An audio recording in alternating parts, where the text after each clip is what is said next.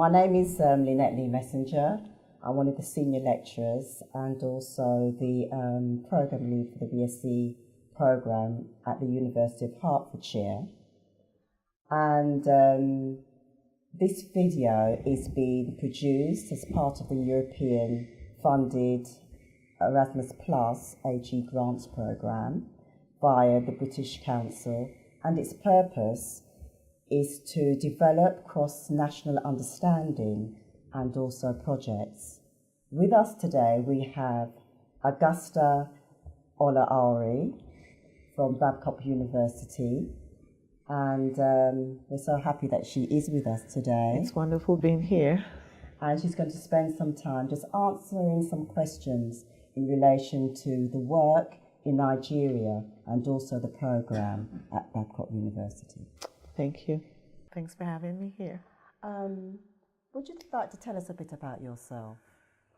Okay, Augusta Olaore, and I currently work at Babcock University as the chair of the Department of Social Work and Human Services, which is a position that I have held since the inception of the program.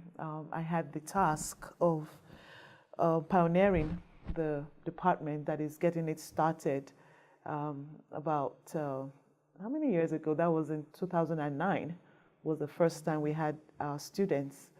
So that's what I do in one half of my life, and then the other side, I'm the director for the Student Support Center at the university, where we provide services, academic remedial services, behavioral issues, counseling, support at the university. So I do that alongside with being chair of the university's department, academic department. So my training and background is actually in social work from the University of Southern California in Los Angeles, and got my doctorate from the University of South Africa in Pretoria. So I've been crossing over all over the place, you know, so I'm quite excited about what I do and who I am. Thank you very much, and welcome Thank to the you. University of Hertfordshire. I'm going to ask you a few questions. Sure. Tell us a bit about social work in Nigeria, how it started and how it is now. Okay. Yeah, social work as a profession in Nigeria actually has its roots, I would probably say, way back into the missionaries coming to formalize. However, as a people, you know, we were a self-help people, you know, providing help within the family context, you know, kinship care.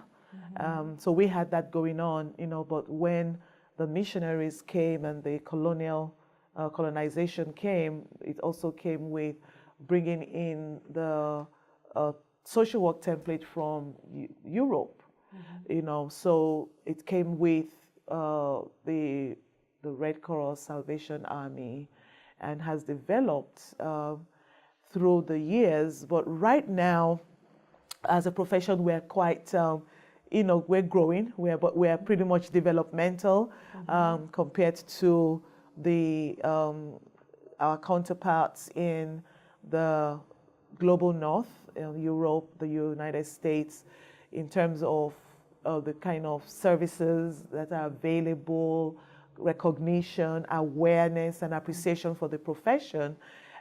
So we're at that point of having the government to pass the bill that actually gives us the legal backing as a profession. So that's in the works right now, you know. So then social work education and practice, you know, they're going hand in hand.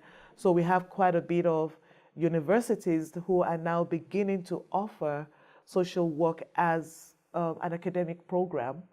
And that has helped a lot, you know, in building a workforce of qualified persons who can actually be called social workers.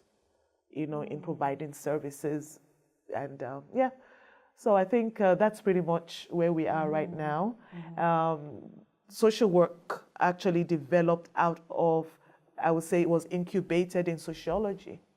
So for the longest time, our curriculum, our benchmarks were, incubated in sociology until recently, as actually recent as last year, was when we now developed our own benchmarks. So social work is social work program, not a relative of sociology, because they are two different knowledge base, as it were. So, and I think that is a major success for us. Yeah. Very exciting time. Yeah. In Nigeria, what are the service user groups that are covered within social work? Who are the people you work with? Oh, pretty much children, families in different settings. We have the elderly. We have care of the elderly. We've actually had what is called the, in Nigeria, it's called the Old People's Home, which we're kind of trying to rebrand, and, make it more globally friendly, but we've always had that. And we have families, we've also had a lot of work to do with internally displaced persons, either due to disasters or terrorist insurgencies and refugees, so, providing rehabilitation and services for them across. So we have quite a diverse populations that we work with. Okay. So what are the main non-governmental organizations that you work with? Well, we have, the NGOs, the major ones. Actually, we have international agencies that come to Nigeria, to provide relief. So we work with USAID, UNICEF. They have different projects around, that we're able to, tap into. Then in the child welfare arena, we have the child abuse network, and then we have private organizations, who have, some of them are faith-based, who are providing services, and some private ones, like we have a family center that does family education, empowerment in communities, grassroots, and looking out for children. Okay. Yeah. These agencies, are they spread throughout Nigeria? Yes. Oh, yeah, we have them around, in the north and the south and the south, like we call it. But most of them, the international agencies actually focus more in the northern areas, more, just because of the unique needs, like, so the World Health Organization, when they are working with issues of immunization of the Fulani headsmen, or working with children who have issues as early child marriage and stuff like that. So, which are things that are prevalent in the north more than the south, so most of the international agencies are around there. Then the other ones that are indigenous NGOs are found more in the south, particularly in Lagos area, and the southeast, southwest. Yeah. Thank you very much. You're welcome. What are the main methods and models taught on your program and also the other programs that offer social work. Okay. Well, I can talk for our program at Babcock University. We're so excited about what we do in terms of we're very, very hands-on. So we do a lot of simulations. One of our big deal is when we're doing contemporary issues in social work and we're looking at poverty. And so we actually have a poverty day, where students are restricted to going out to live on $1. For the longest time, $1 a day is about the measure of the poverty line. So we do the equivalence in Naira, and it's like, this is all you've got to spend, and they go to town, they have to feed out of it, they have to do their transportation out of it, and actually experience what it means to, have limited resources like that. So we do simulations.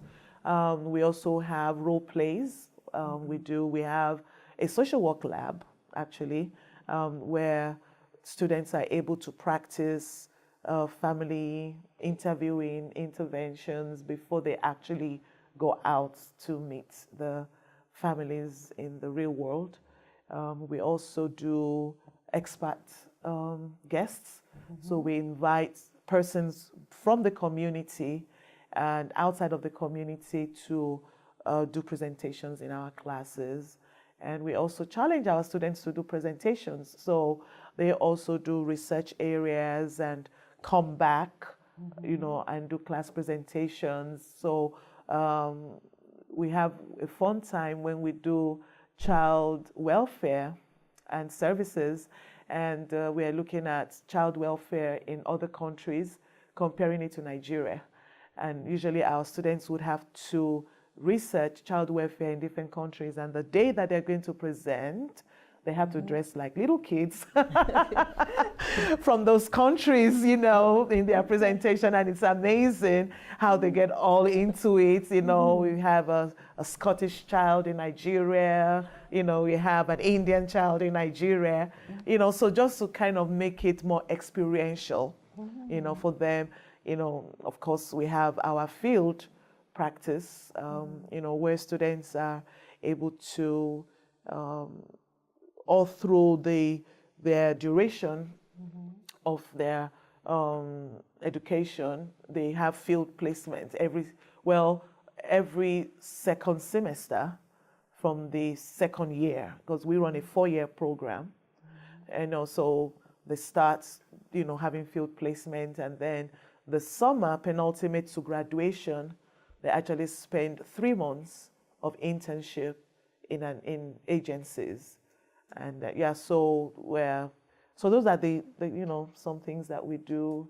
Right now, we've just started a new class on indigenous social work practice, which is really, you kind of wonder that because we are an indigenous group as Nigerians. However, doing indigenous social work practice has helped us to see that we are not as indigenous as we thought we were, that we're pretty much Western in our thinking, and our students are finding that they actually need to reacquaint themselves with their indigenous roots. So that class is really helping, in self-awareness, and, say, oh, my grandfather, said that, or, they do this, in my village. I didn't know that this is what it meant, and that it can actually have a social work practice implication. Very interesting. Very interesting. Very interesting. Yes. Okay, so the final question. Okay. Is there a regulatory body for social workers within Nigeria, or professional body?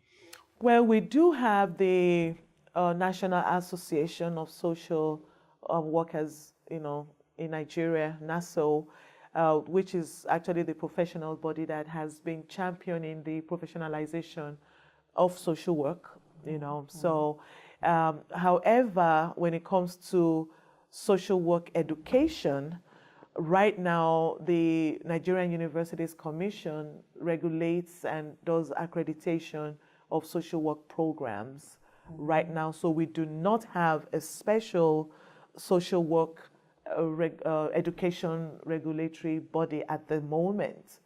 Okay, but we do have the National Association of Social Workers, and also we have the Nigerian, the Association of Medical Social Workers as well, and they have really been, they have pretty much well organized, and they try to maybe not regulate, but kind of oversee and ensure best practices in the medical arena.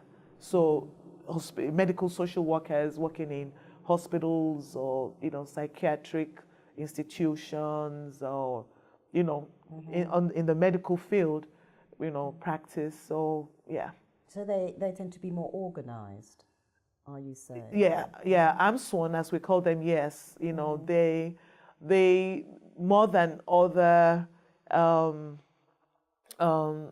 others that first they were, I think they're probably the only ones that have organized themselves, because we don't have school social work association, we don't. So, and they're doing a good job too. Okay, well, thank you very much, Augusta. It's been wonderful being here and just being able to share what's going on in Nigeria. Yes. Thank you. Okay.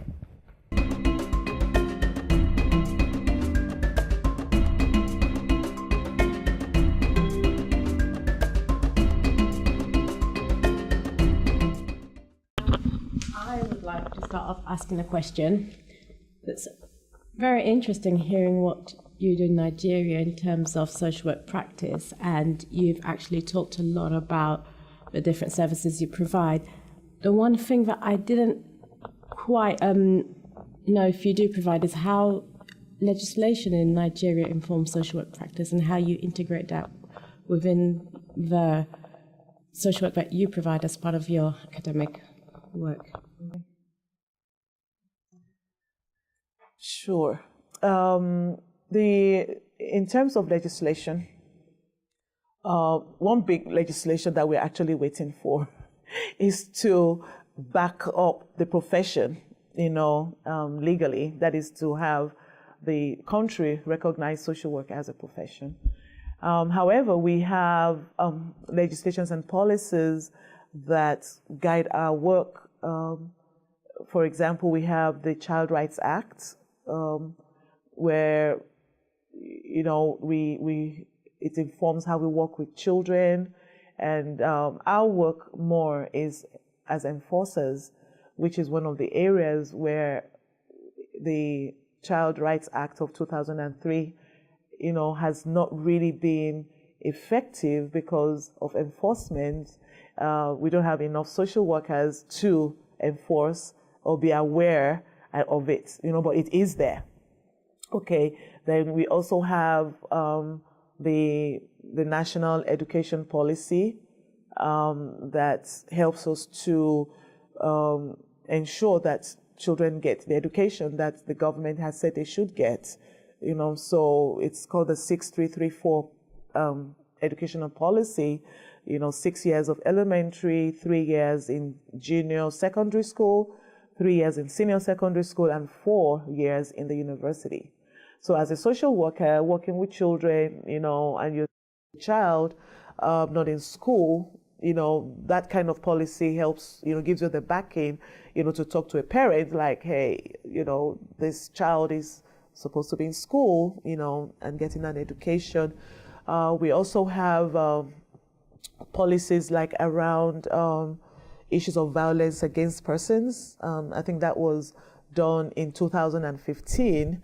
And what that is supposed to do is, primarily protect girls and women against practices that are injurious, that have been inhumane to them. Under it is the female genital mutilations Then we also have this obstetrics fistula, which comes out of young girls, being given out in marriage so early when their bodies are not actually able to deal with the demands of an adult in a marital experience.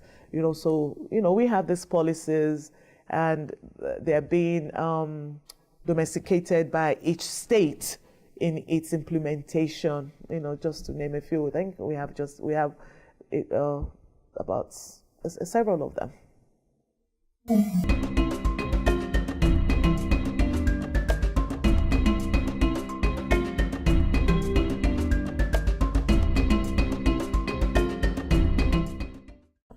So obviously, as part of being a social worker, we will find restraints in funding. And I would just like to know if that's something that you've come across in your practice as well. Major, yes,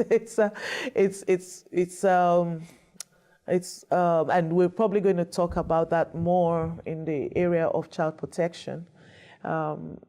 Once again, because the social contract of Nigeria is such that social services is not in the front burner, unfortunately. Yes, we do have healthcare, which is not like in the front burner as it should be.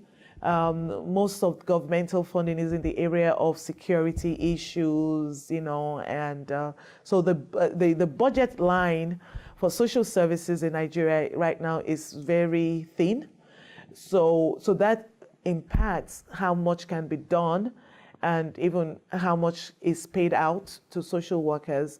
However, non-governmental organizations try to access grants, from international bodies, but most of the services provided are mostly out of pocket.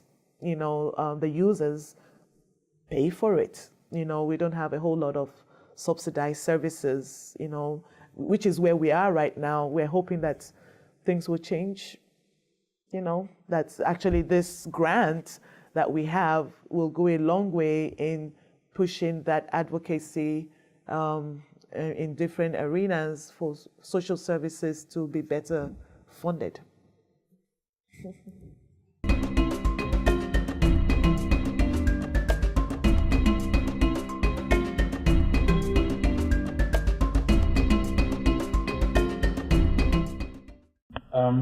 I was just going to say, given the extensive involvement of religion on the day-to-day life of Nigerians, what is the collaborative practice that happens with the church? I know religion is a huge thing in Nigeria. Yeah, well, actually, I would even extend it, not just the church.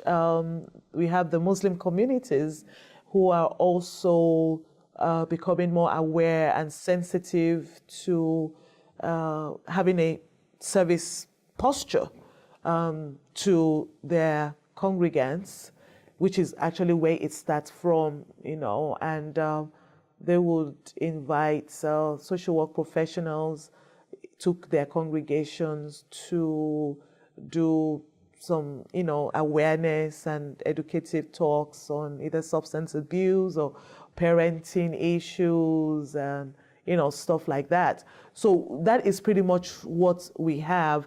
However, there are more established faith-based organizations like the Catholic Church that has quite a bit of educational systems and healthcare systems that we are able to maneuver in and out of in terms of their social services, so that's the kind of partnership that we have right now in terms of faith-based as institutions. Now, talking about personal religiosity and spirituality and how it plays out in service delivery is a different ballgame, where we are working with clients, and their support system, their support network, which, there's the social capital that now includes church membership or mosque membership, and they're able to support each other, either financially or in kind, housing, just being there. So we have that, on the individual basis. So we have situations where you can actually reach out to a pastor, in trying to find placement options for a child who is being abused, or neglected, and they can look in their congregation like, oh, who can be a temporary placement for this child, within that context. Of course, you have to deal with issues of background checks, which we are not as advanced. We don't have that database of being able to do criminal checks on whoever, wherever they are coming from, of making sure that a child is safe, even in temporary placement. But we're getting there.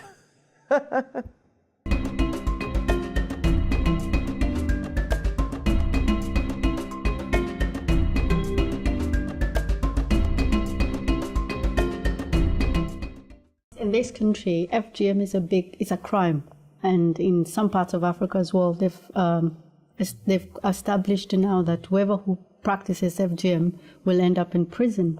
Is it the same case in Nigeria? How is the government taking that?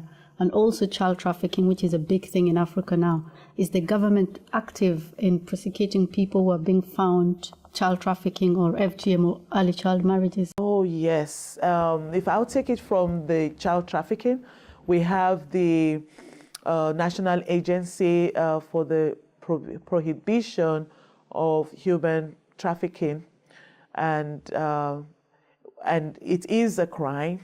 People are sent to jail, they are arrested, especially when it has to do with children.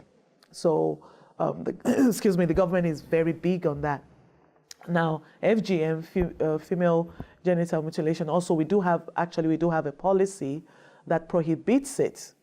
Now, having a policy that prohibits it is one thing. Being able to enforce it at the grassroots is another thing. Because, these are things that are so culturally contrived that before you get there, it's done, and it's like, well, it's circumcision is a private thing, especially when it comes to girls. For the male, it can be done in the hospital, but because it's not usually done in the hospital for females, it's done in the communities. So being able to enforce, being able to actually intervene in it is an area of challenge. But when it comes to policy and prohibitions, yes, we do have that.